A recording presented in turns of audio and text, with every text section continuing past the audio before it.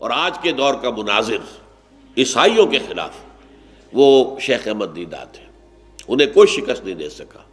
جمی سواگرٹ جو بہت بڑا امریکہ کا بہت بڑا سمجھا جاتا تھا کہ یہ بہت بڑا پادری ہے، اس کے ساتھ ان کا مناظرہ ہوا اور اس سے شکست دی ہے۔ اور اب ایک اور شخص جو ہے ہمارے خاص طور پر سب کانٹیننٹ کے ہورائزن پر نمودار ہوا ہے، ڈاکٹر ذاکر نائک۔ جو لوگ ٹیلی ویژن دیکھنے والے ہیں وہ ان سے واقف ہیں۔ اصل میں یہ صاحب جو ہے ڈاکٹر ذاکر نائک، یہ دو شخصیتوں سے کچھ متاثر ہوئے۔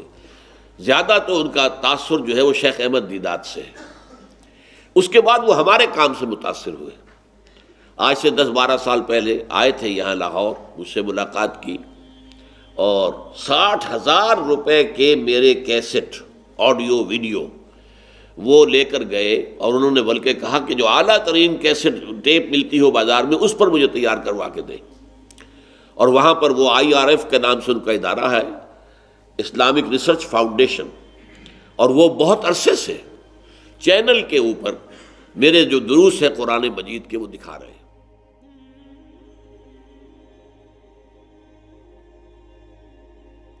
ہمارے ہاں ایک لفظ ہے مناظرہ، مسلمان علماء کے مناظرے ہوئے ہیں عیسائیوں کے ساتھ۔ پادری فینڈر نے آ کر مسلمانوں کو ہندوستان میں بڑا پریشان کر دیا تھا۔ ایک جرمن پادری تھا، اور جب انگریز جو ہے ہندوستان میں قابض ہوتا ہوا پہنچ گیا، پورے ہندوستان پر تقریباً اس کا قبضہ ہو گیا، تو آگے آگے یہ عیسائی فوجیں آ رہی تھیں، پیچھے پیچھے ان کے مشنریز آ رہے تھے کہ اب جو یہ مغلوب قوم ہے یہاں کی اور جو لوگ مفتوح ہیں تو ان کو ہم عیسائی بنا لیں۔ مروب تو ہیں، جب مغلوب ہو گئے تو مرعوب ہو گئے، لہذا یہ موقع ہے، ابھی جو ہے لوہا گرم ہے، چوٹ لگائیں۔ تو پادری فینڈر آیا اور اس نے سب سے پہلے کلکتے میں علماء کو چیلنج کیا کہ آؤ مجھ سے مناظرہ کرو، آیا عیسائیت درست مذہب ہے یا اسلام درست مذہب ہے؟ علماء کو شکست دی، اس لیے کہ وہ تو قرآن اور عربی اور حدیث پڑھ کے آیا تھا۔ پھر وہاں سے وہ چلتا ہوا آیا بہار اور یوپی سے، اور ہر بڑے شہر میں اس نے مسلمان علماء کو شکست دی۔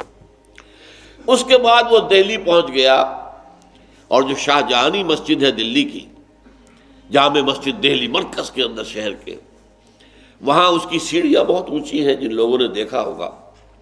یہ ہماری جو ہے بادشاہی مسجد، اس کی کرسی بلند نہیں ہے لیکن اس کی کرسی بہت اونچی، اس پر ان سیڑھیوں پر کھڑے ہو کر اس نے کہا کہ مسلمانوں، میں وہاں سے چل کر یہاں آ گیا ہوں، اور کوئی عالم دین جو ہے مسلمان وہ میرا مقابلہ نہیں کر پایا، شکست دی ہے میں نے۔ اب میں پورے ہندوستان کے علماء کو چیلنج کرتا ہوں، کوئی ہے جو میرا مقابلہ کرے؟ اب دیکھیے، اگر اس وقت کوئی بھی میدان میں نہ آتا تو مسلمانان ہند کے عوام پر کیا اثر پڑتا؟ ہمارا مولوی تو ہار گیا، یہ جیت گیا، ان کی فوجیں جو ہے انہوں نے ہمیں شکست دے دی، اور ان کے مولویوں نے ہمارے مولویوں کو شکست دے دی۔ تو کتنے بڑے پیمانے پر ماس کنورشن ہو جاتا مسلمانوں کا عیسائیت کی طرف۔ لیکن اللہ تعالیٰ کی رحمت جو ہے اس کو ظاہر ہوئی۔ مولانا رحمت اللہ کیرانوی، کیرانہ، یہ ضلع مظفر نگر جو ہے یوپی کا، اس کا ایک قصبہ ہے کیرانہ، وہ ابھر کر سامنے آ گئے۔ رحمت اللہ کیرانوی رحمت اللہ علیہ، انہوں نے مقابلہ کیا اور اسے شکست دی، اس لیے کہ ان کے چند معتقد انگلینڈ میں بیٹھے ہوئے تھے، اور انہوں نے وہاں سے بائبل کے اس مطالعے کے حوالے سے انہیں بہت مواد فراہم کیا، اور اس طریقے سے وہ جب بائبل کے حوالے دے کر گفتگو کی تو پادری فینڈر بھاگ گیا۔ لیکن یہاں میں نے اصل میں بتایا آپ کو مناظرے کی اہمیت کیا ہے، کہ اگر وہاں شکست کھا گئے ہوتے اور کوئی مسلمان عالم نہ ابھرتا تو ماس کنورشن ہو سکتی تھی مسلمانوں نے ہند کی کرسچینٹی کی طرف۔ اچھا، یہ مناظرہ جسے ہم کہتے ہیں، یہ مجادلہ سے کہاں مختلف ہے؟ مجادلہ ہے دعوت کے لیے، بلانے کے لیے، اس میں نرمی ہوگی، اس میں مخالف جو ہے یا مخاطب کہنا چاہیے، اس کے جذبات کا بھی لحاظ ہوگا، وہ آفینڈ نہ ہو جائے، اس کے اندر حکمت برتی جائے گی۔ لیکن مناظرہ یہ لفظ قرآن میں کہیں نہیں آیا ہے، اسی وقت ان پر باب مفعلہ۔ مناظرے میں یہ پہلو نہیں ہوتا، بلکہ اسے شکست دینی ہے، اسے چپ کر دینا ہے، بس یہ ہے۔ مناظرے کی اصل روح یہ ہے، لہذا اس میں سختی بھی ہے، کرختگی بھی ہے، حملہ آور ہونے کا انداز، جارحیت کا انداز۔ آج کے دور میں ایسی ایک شخصیت جو ہے بہت نمایاں شیخ احمد دیدات کی ہے۔ اب تو وہ بہت بیمار ہیں، لیکن یہ ہے کہ انہوں نے واقعہ یہ ہے کہ عالم عیسائیت کے جو ہے پرچے اڑا دیے، ان کے مراکز میں جا کر جو ہے انہوں نے مناظرے کیے ہیں، اور بڑے بڑے ان کے جو پادری سمجھے جاتے ہیں ان کو شکست دی۔ اس کی وجہ کیا ہے؟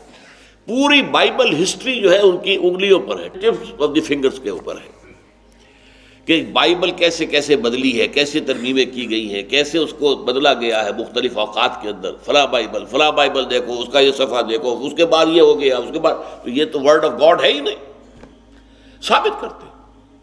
ان کے کتابچے بھی چھپے ہوئے ہیں، اس Bible the word of God? جواب دیا انہوں نے کہ نہیں، قرآن میں بتاؤ ایسی کوئی ترمیم ہوئی ہو، ایسی کوئی تبدیلی ہوئی ہو۔ تو یہ ان کا مناظرے کا انداز تھا، اور اس میں پھر جارحیت کا انداز ہے۔ ظاہر بات ہے کہ مناظرے میں آپ کو بتا چکا ہوں، مجادلے کی روح مختلف ہے۔ مجادلے میں آپ اپنے مخالف کو یا مخاطب کو اپنی طرف مائل کرنا چاہتے ہیں، لانا چاہتے ہیں، اس کی کچھ دلجوئی بھی کریں گے، اس کو آگے بڑھائیں گے، تو نرمی بھی کریں گے، آپ اس کے اوپر یہ بھی ظاہر کریں گے کہ تمہاری باتیں مجھے تسلیم ہے، میں مانتا ہوں، یہ شے تو میرے اور تمہارے درمیان مشترک ہے، لیٹ اس گو اہیڈ۔ یہ ہے مجادلے کا انداز۔ اور مناظرے کا انداز میں نے آپ کو بتا دیا کہ انگریزوں کی ہندوستان میں آمد کے بعد سب سے بڑے مناظر جو تھے مولانا رحمۃ اللہ کیرانوی، یہ مکے میں مدفون ہیں، اس لیے کہ یہاں سے جب پادری فینڈر بھاگ گیا تھا تو پھر اس نے جا کر ترکی میں اڈا جمایا، وہاں بھی علماء کو شکست دی۔ تو مولانا رحمۃ اللہ کیرانوی گئے ہوئے تھے حج کے لیے، وہاں اس وقت تک خلافت کا نظام قائم تھا، وہ دارالخلافہ تھا ترکی، استنبول۔ تو وہاں کے معلوم ہوا خلیفہ کو، یہ پادری جس نے ہمارا ناک میں دم کر دیا ہے، اس کو ہندوستان کے ایک مولوی نے شکست دی تھی، اور وہ مولوی حج کے لیے آیا ہوا ہے، لہذا پیغام ملا انہیں کہ آپ آئیے یہاں اور خدا کے لیے ہماری جان چھڑائیے اس پادری سے۔ چنانچہ جب وہ روانہ ہوئے ہیں اور اسے اطلاع ہو گئی کہ مولوی رحمۃ اللہ آ رہا، وہاں سے بھی بھاگ گیا، پھر انہوں نے حج کے بعد جو ہے وہی مکے میں سکونت اختیار کر لی۔ خلافت ترکی کا زمانہ تھا، ظاہر بات ہے جب ترکی اتنا دارالخلافہ جو ہے وہ اتنا ان کا ممنون ہوا تو انہیں کون سی چیز روک سکتی تھی؟ ان کے لیے تو حکومت کی بھی پھر سرپرستی تھی۔ مدرسہ سولتیہ جو مشہور ہے مکے کا، وہ انہی کا قائم کردہ ہے۔ ویسے اس کے لیے پیسے فراہم کیے تھے ایک متمول خاتون تھی بنگال کی، سولت بیگم، سولت آرا بیگم، یہ کچھ ایسا نام ان کا تھا۔ تو نام تو رکھا گیا اس کا مدرسہ سولتیہ، جس نے پیسے کنٹریبیوٹ کیے تھے، لیکن اصل میں اس کی سنگ بنیاد رکھنے والے اور وہاں پر ایک تعلیم کا نظام قائم کرنے والے مولوی رحمۃ اللہ کیرانوی تھے، اور وہ دفن بھی ہے، جنت البقیع میں نہیں دفن ہے، بلکہ مدرسہ سولتیہ ہی کے ایک حجرے کے اندر ان کی قبر ہے۔ میں گیا ہوں، میں نے زیارت بھی کی ہے۔ بہرحال یہ اصل میں موضوع ہو گیا تھا کس بات کا کہ مجادلہ اور مناظرہ میں فرق کیا ہے، اور آج کے دور کا مناظر عیسائیوں کے خلاف وہ شیخ احمد دیدات ہیں، انہیں کوئی شکست نہیں دے سکا۔ جمی سواگرٹ جو بہت بڑا امریکہ کا بہت بڑا سمجھا جاتا تھا کہ یہ بہت بڑا پادری ہے، اس کے ساتھ ان کا مناظرہ ہوا اور اسے شکست دی ہے، اور اسے بالآخر یہ گالی دینی پڑی کہ مولوی رحمۃ اللہ تو کی مثال تو وہ ہے جو قرآن مجید میں ہے کہ ایک گدھے کے اوپر کتابیں لدی ہوئی، اس کے اوپر تو پوری بائبلیں لدی ہوئی ہے، ساری کی ساری بائبلیں جو ہے وہ اسے یاد ہیں۔ اب میں کیسے اس سے جھگڑوں؟ تاریخی حقائق ہے، فلاں بائبل نکالو، فلاں بائبل میں تو یہ لفظ یوں تھا، یہاں یہ کر دیا گیا، تبدیلی ہو گئی۔ اب اس وقت جو بائبل دنیا میں ہے وہ کنگ جیمز ورشن ہے، جیمز کے زمانے میں اس کا جو ایک آفیشیل ورشن بنایا گیا تبدیلیوں کے بعد، اور اب پھر تبدیلی ہو رہی ہے، اس لیے کہ اللہ کے لیے چونکہ لفظ ہی آتا ہے، اور آج دنیا میں فیمنزم کی تحریک جو ہے وہ اسے گوارا کرنے کو تیار نہیں ہے۔ کیا خدا میل ہے؟ اگر خدا میل ہے تو ہم فیمیل تو گھٹیا ہو گئے، لہذا پوری بائبل میں سے اب ہی کا لفظ نکال کر پرسن، دی پرسن سیڈ، ہی نہیں بلکہ وہ شی بھی ہو سکتا، یہ تو ہی اور شی کے چکر میں اب نئی بائبل تیار ہو رہی۔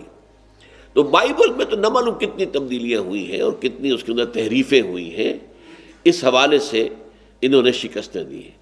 اور اب ایک اور شخص جو ہے ہمارے خاص طور پر سب کانٹیننٹ کے ہورائزن پر نمودار ہوا ہے، ڈاکٹر ذاکر نائک۔ جو لوگ ٹیلی ویژن دیکھنے والے ہیں وہ ان سے واقف ہیں۔ اصل میں یہ صاحب جو ہے ڈاکٹر ذاکر نائک، یہ دو شخصیتوں سے کچھ متاثر ہوئے۔ زیادہ تو ان کا تاثر جو ہے وہ شیخ احمد دیدات سے ہے، اس کے بعد وہ ہمارے کام سے متاثر ہوئے۔ آج سے 10-12 سال پہلے آئے تھے یہاں لاہور، مجھ سے ملاقات کی، اور 60,000 روپے کے میرے کیسٹ آڈیو ویڈیو وہ لے کر گئے، اور انہوں نے بلکہ کہا کہ جو اعلیٰ ترین کیسٹ ٹیپ ملتی ہو بازار میں اس پر مجھے تیار کروا کے دیں۔ اور وہاں پر وہ IRF کے نام سے ان کا ادارہ ہے، اسلامک ریسرچ فاؤنڈیشن، اور وہ بہت عرصے سے چینل کے اوپر میرے جو دروس ہیں قرآن مجید کے وہ دکھا رہے ہیں۔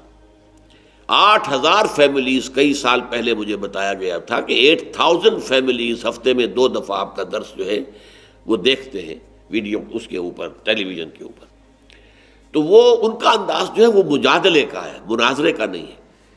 اس میں وہ ایگریسو نہیں ہوتے، جارحیت کا انداز نہیں ہوتا، بلکہ بات معقول انداز کے اندر جواب دینا، معقول انداز میں وضاحت کرنا، سوالات کو ڈیل کرنا، یہ ان کا انداز ہے۔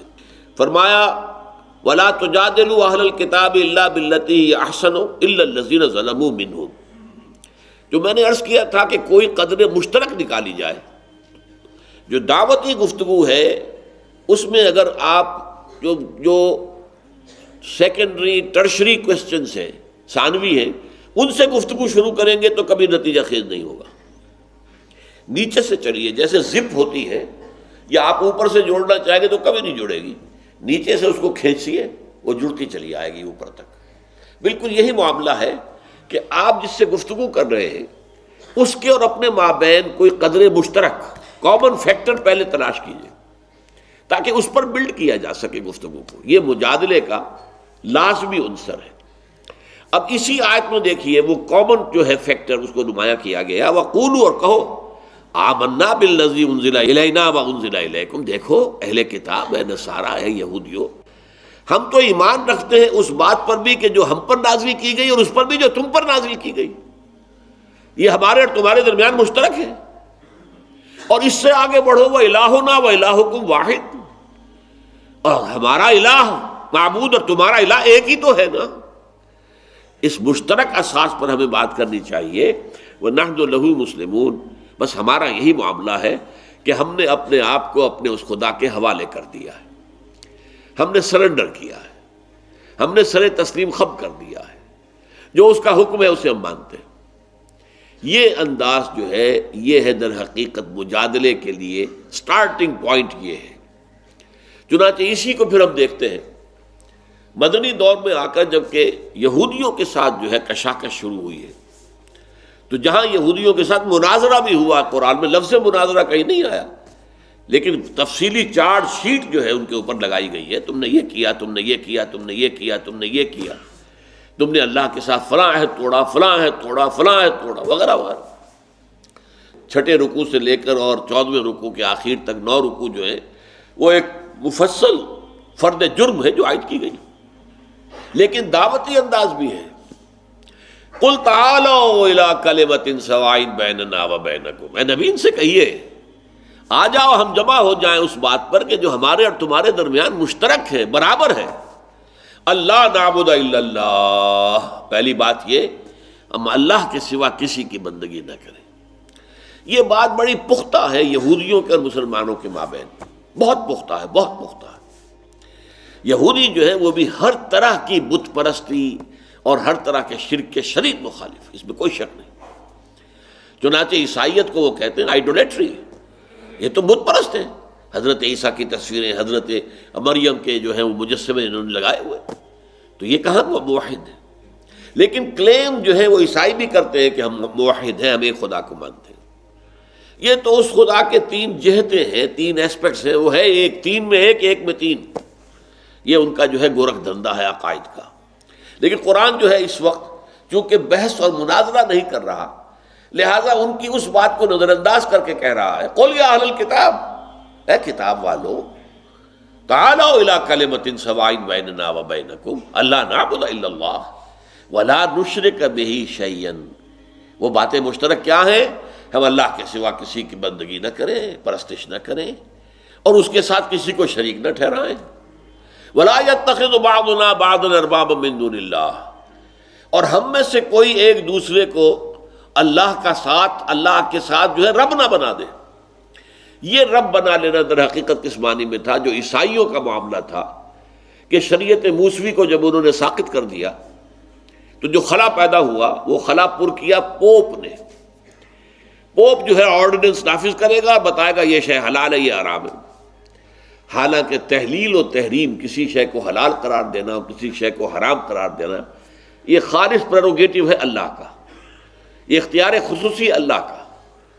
یا اللہ کا رسول پھر بتائے گا تو اضافہ کر سکتا ہے۔ اللہ نے جو لسٹ دی ہو حرام چیزوں کی، ان میں رسول جو ہے بعض اضافے کر سکتے ہیں، جیسے کہ جو محرمات ہیں وہ رشتے کے جن میں کسی صورت بھی دو نکاح نہیں ہو سکتا، وہ محرم کہلاتے ہیں، اور جو جن عورتوں سے کسی صورت میں شادی نہیں ہو سکتی وہ محرمات کہلاتی ہیں۔ تو اس میں آیا ہے کہ ایک وقت میں دو بہنوں کو ایک نکاح میں نہیں رکھ سکتے۔ حضور نے اس میں اضافہ کر دیا کہ یہی معاملہ ہوگا خالہ اور بھانجی کا بھی، ایک نکاح میں بیک وقت کسی ایک شخص کے نکاح میں خالہ اور بھانجی دونوں نہیں ہو سکتے، اور یہی معاملہ ہوگا پھوپھی اور بھتیجی کا۔ تو یہ ایک اضافہ ہے جو حضور نے کیا ہے، اور حضور چونکہ اللہ کے نمائندے، انہیں حق حاصل ہے۔ لیکن یہ کہ پوپ کو یہ اختیار دے دینا، گویا کہ اسے رب مان لیا گیا، اسے خدائی میں شریک کر دیا گیا۔